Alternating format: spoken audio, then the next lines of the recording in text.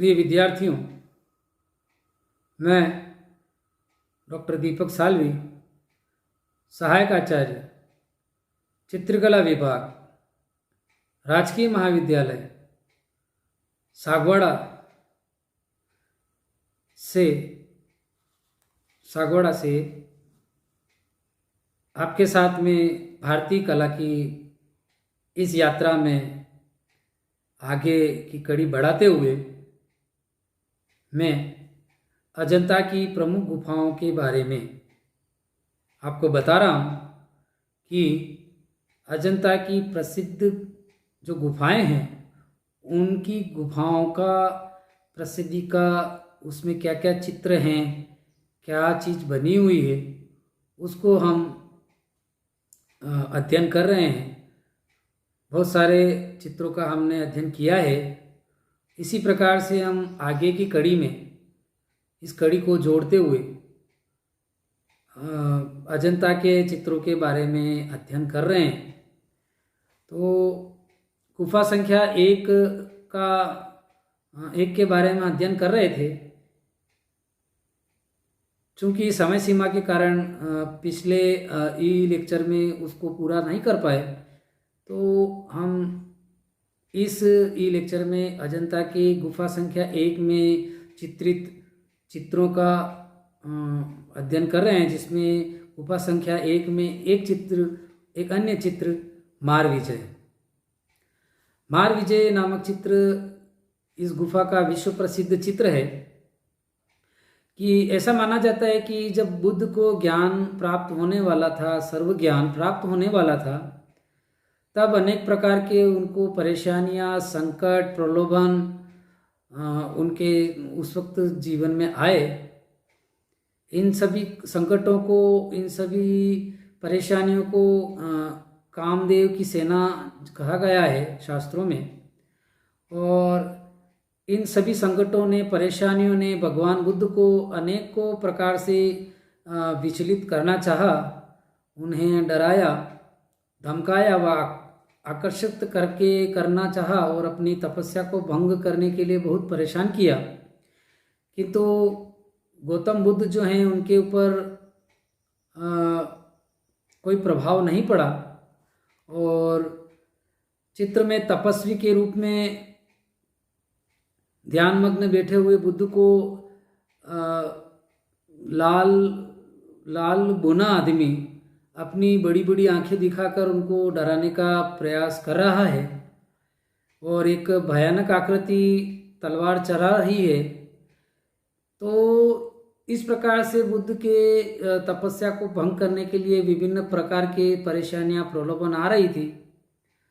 तो जैसे कि कोई कमल का पत्ता जल में रहने के उपरांत भी गीला नहीं होता, ठीक उसी प्रकार भगवान बुद्ध इन सब के मध्य निर्विकार भाव से सांसारिक दुखों को दूर करने के लिए भूमि को साक्षी बनाकर वज्रासन की मुद्रा में लीन बैठे हुए हैं।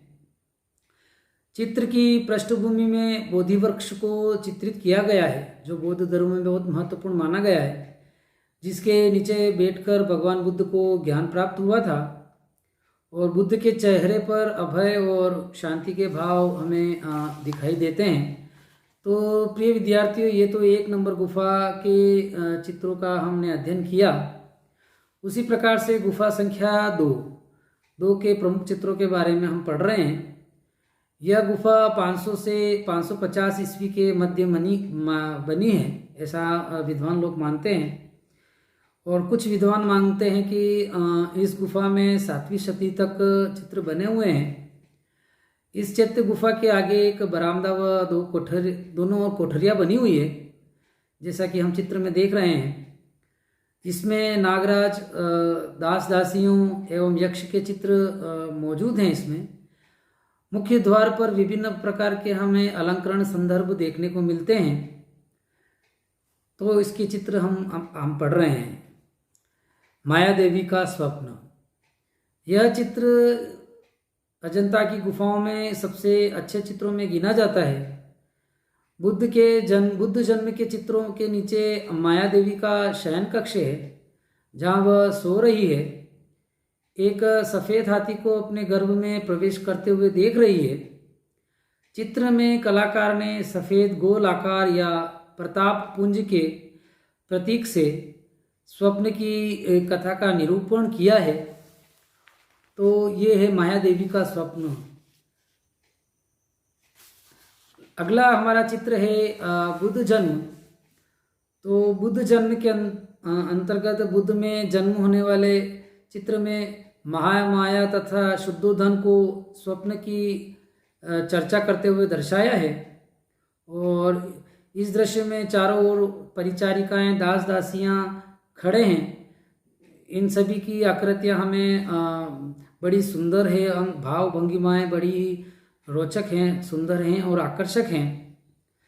अब एक चित्र इसमें बहुत अच्छा चित्रित है, गुफा संख्या 2 में बाएं अंगूठे वाली रमणी। इस गुफा की दाहिनी ओर एक स्तंभ के सहारे रत्नाभूषणों से सुसज्जित एक रमणी की भव्य आकृति है, जिसका बायां पैर एक कोमल तालिका के समान बड़ी स्वाभाविकता से मुड़कर खंभे पर टिका है और शरीर का ऊपरी भाग खंभे से सटा हुआ है और कुछ गर्दन झुकी हुई है। कुछ विद्वानों ने इसे भगवान बुद्ध की विमाता माना है। इस चित्र में चित्रकार ने भूलवश कहें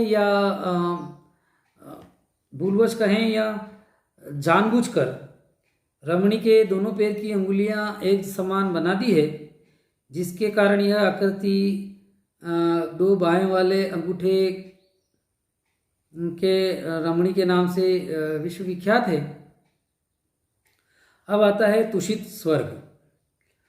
तुषित स्वर्ग में भगवान बुद्ध को स्वर्ग के सिंहासन पर विराजमान भव्य रूप में अंकित किया गया है और उनका एक हाथ धर्मचक्र प्रवर्तन मुद्रा में है और मुखमंडल के चारों ओर प्रभापुंज, जिसको आभा मंडल कहते हैं, बना हुआ है। और भगवान बुद्ध की जो दृष्टि है वो चिंतनशील है, गंभीर है, जैसा कि चित्र में दिखाई देता है। पास ही में जो देवतागण हैं उनको सम्मान की दृष्टि से देख रहे हैं।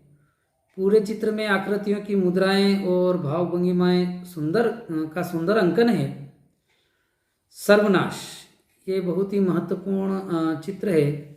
सर्वनाश, इस गुफा के एक चित्र में एक वृद्ध भिक्षु लकड़ी के सहारे खड़ा है और उसका बायां हाथ थोड़ी से चिंता की मुद्रा में लगा हुआ है, मानो इस प्रकार लगा हुआ है, और दायां हाथ इस प्रकार घूम गया है कि मानो पूरी पृथ्वी पर सब कुछ नष्ट हो गया है, सब कुछ मिथ्या है, कि इस संदेश के भाव को व्यक्त कर रहा है।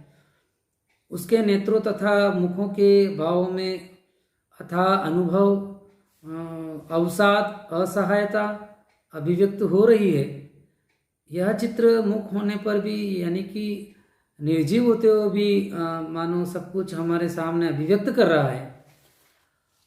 इसी प्रकार से ये हम महत्वपूर्ण गुफाओं के बारे में, इनके प्रमुख चित्रों के बारे में हमने पढ़ा। अन्य गुफाओं में भी हमें कुछ चित्र देखने को मिलते हैं जो कि जिस पे शोध किया जा रहा है, शोध किया भी गया है। उनको भी हमको एक नज़र उन चित्रों के ऊपर भी हमको डाल लेनी चाहिए। गुफा संख्या 19, यह एक चैत्यगृह है। इसमें पत्थर को काटकर अलंकरण किया गया है।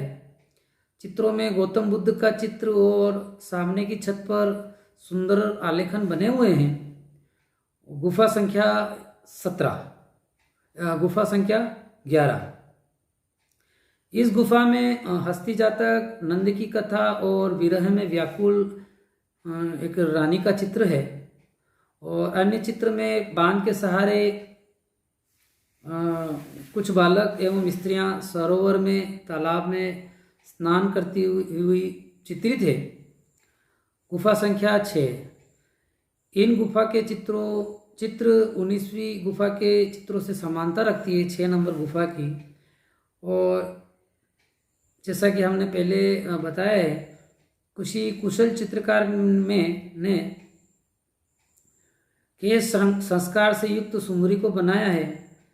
भिक्षु तथा द्वारपालों के चित्र भी हमें देखने को मिलते हैं।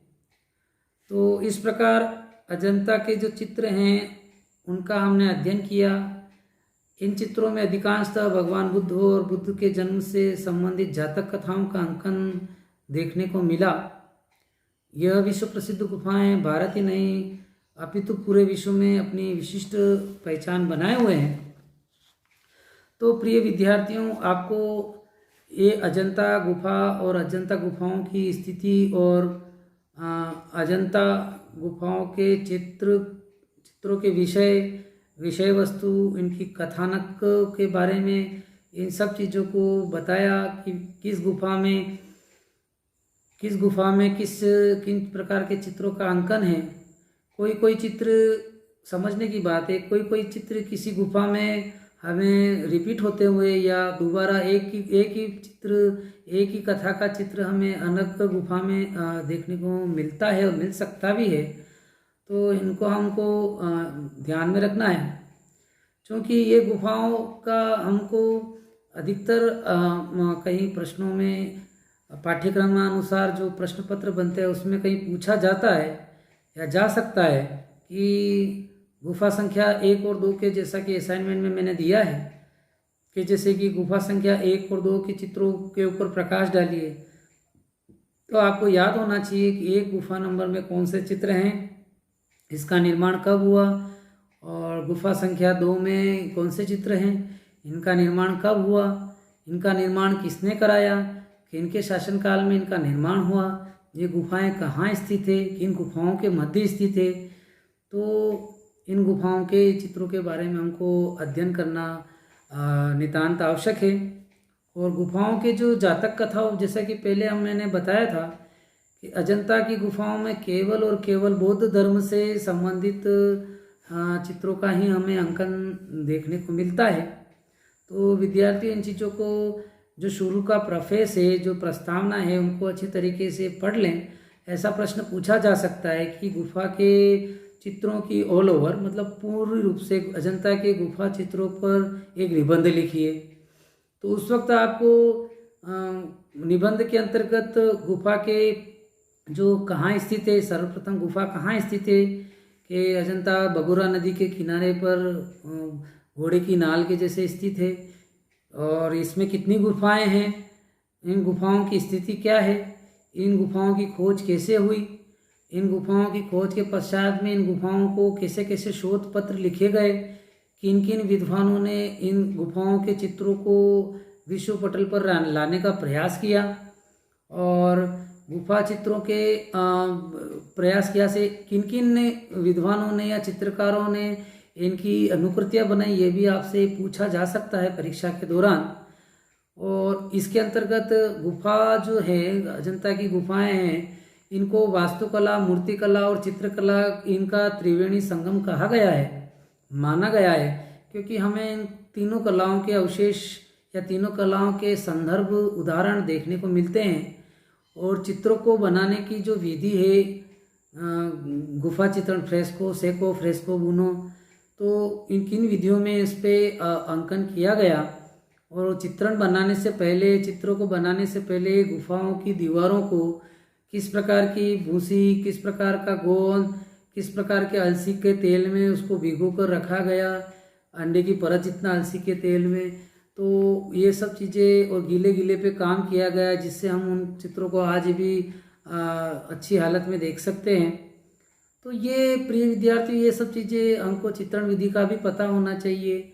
उसके अलावा मैंने जैसे बताया कि गुफा के कौन सी गुफा कौन से राजा के शासन में बनी या किस शासन के कौन से धनाढ्य व्यक्ति या बड़े व्यक्ति के, उच्च वर्ग व्यक्ति के उसने बनाई, कौन सी गुफा का या कौन सा चित्र, कौन सी गुफा में प्रसिद्ध चित्र, सारे ही प्रसिद्ध होते हैं, तो कौन सी गुफा में कौन सा चित्र हमें देखने को मिलता है। तो इन सब का हमको एक कागज पेन लेकर बैठ के, इसको जो मैंने ये लेक्चर दिया है वो और एक मैंने जो PDF नोट्स आप लोगों को दिए हैं वो आप अच्छी तरीके से लिखें तो निसंदेह ये आपके लिए बहुत ही अच्छा रहेगा और इस कला यात्रा को बहुत अच्छी तरीके से हम पढ़ेंगे। धन्यवाद।